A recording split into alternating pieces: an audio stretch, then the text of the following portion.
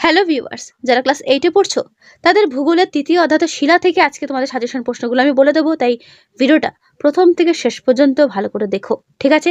আর আমি যে সমস্ত প্রশ্নগুলো বলবো ওগুলো খাতায় ভালো করে নোট করে রেখো, কারণ তোমাদের প্রথম পরীক্ষাতে কিন্তু এই অধ্যায়টা রয়েছে, ঠিক আছে? তো চলো শুরু করছি। প্রথম প্রশ্ন, ভূ অভ্যন্তরে সৃষ্ট আগ্নেয়শিলাকে কি বলে? উদ্বেদী শিলা। কেলাস গঠন দেখা যায় এমন একটি খনিজের নাম লেখো। উত্তর কোয়ার্টজ। তারপরের প্রশ্ন, স্তরায়ন তল কোন শিলায় দেখা যায়? উত্তর পাললিক শিলায়। একটি সংঘাত পাললিক শিলার উদাহরণ দাও।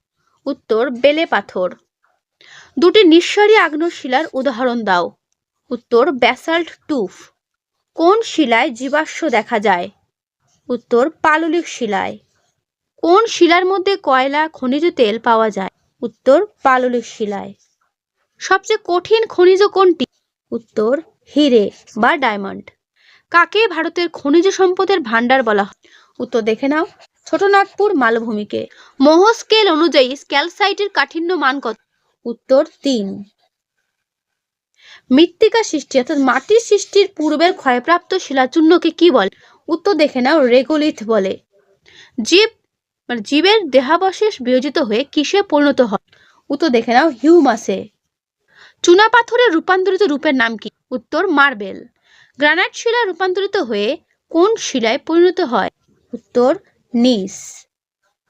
কোন শিলায় উজ্জ্বল কেলাস গঠন দেখা যায়? আগ্নেয় শিলায়। কয়লা রূপান্তরিত হলে কি নামে পরিচিত হয়? উত্তর দেখে নাও, গ্রাফাইটে। তাজমহল কোন পাথরে তৈরি? উত্তর মার্বেল পাথরে।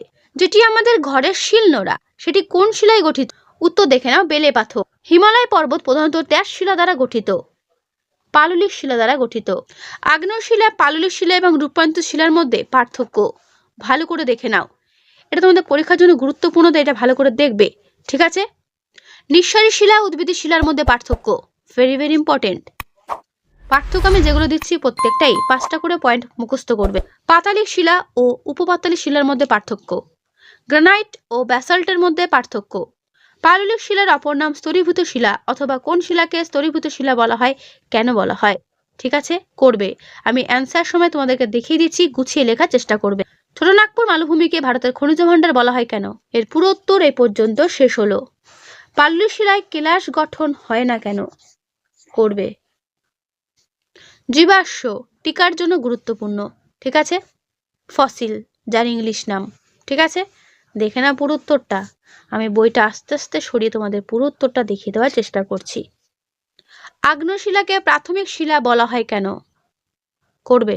আগ্নেয় শিলায় জীবাশ্ম দেখা যায় না কেন? এর পুরো উত্তরটা এই পর্যন্ত শেষ হলো। পাললিক শিলায় জীবাশ্ম দেখা যায়, কারণটা কি? কি কারণে পাললিক শিলায় জীবাশ্ম দেখা যায়?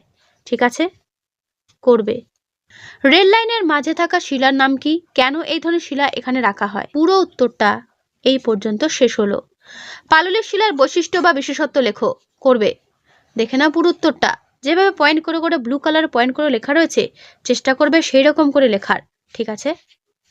তারপরের প্রশ্ন, রূপান্তরিত শিলা সৃষ্টির কারণগুলো কি কি? করবে। দেখে নাও ভালো করে।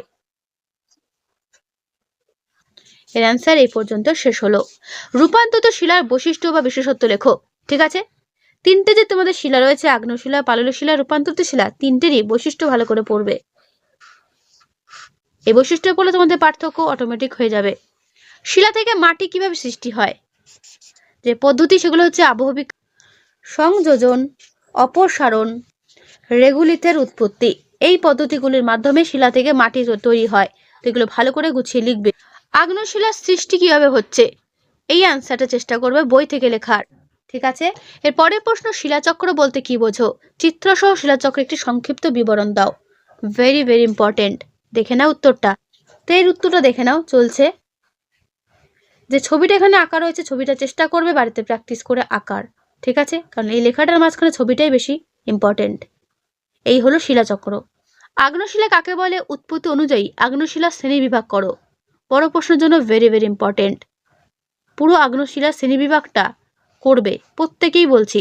যেগুলো আমি বলছি এগুলো ভালো করে করো, প্রত্যেকেই কমন পাবে। আর হ্যাঁ, তোমাদের এবার পরীক্ষা সম্ভবত 25-এ হবে, প্রথম পরীক্ষা। তাই যেগুলো আমি বলছি এগুলো মন দিয়ে করো, ঠিক আছে?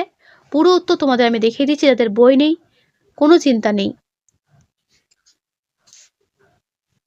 দেখে নাও পুরো উত্তরটা। তো এর উত্তর ঠিক এই পর্যন্ত শেষ হলো। তো তোমাদের শিলা চ্যাপ্টার থেকে এই হলো সাজেশন প্রশ্ন, এগুলো ভালো করে করো, প্রত্যেকেরই পরীক্ষা ভালো হবে। তো আজকের এই ভিডিওটা কেমন লাগলো অবশ্যই কমেন্টে জানিও, ভালো লাগলে লাইক করো ও অবশ্যই বন্ধুদের কাছে শেয়ার করে দিও। তো আজকে এখানেই, দেখা হবে নেক্সট ভিডিওতে, ভালো থেকো সবাই।